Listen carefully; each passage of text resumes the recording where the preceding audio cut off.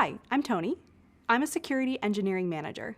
Our teams protect Google and its users from serious threats, usually government-backed attackers, coordinated influence operations, and serious cybercrime threat actors.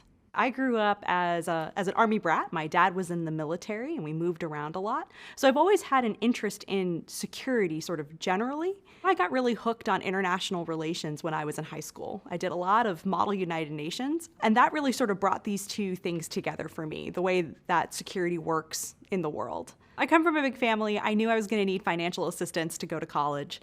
And the Department of Defense provides a lot of educational opportunities that are tied to service.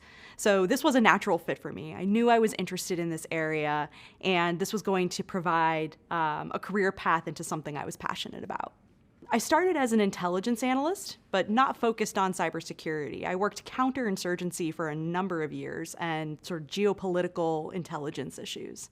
Eventually, as I looked and saw that the way that cybersecurity was starting to have an impact, both in our daily lives and in that world of international relations, I got more and more drawn to it.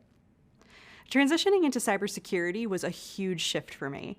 I came in without a solid technical background, had to learn a lot of that on the job and through self-paced learning in different types of courses. I needed to learn programming languages like Python and SQL, two of the things that we cover in this certificate.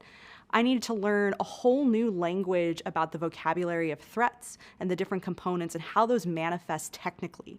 One of the things that I had to figure out very early in this journey is what kind of learner I was. I work best with a structured learning style, so turning to a lot of these online courses and resources that took this material and structured it sort of from first principles through application resonated very well for me.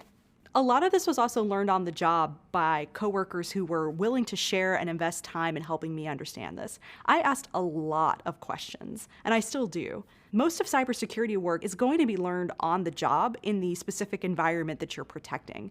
So you have to work well with your teammates in order to be able to build that knowledge base.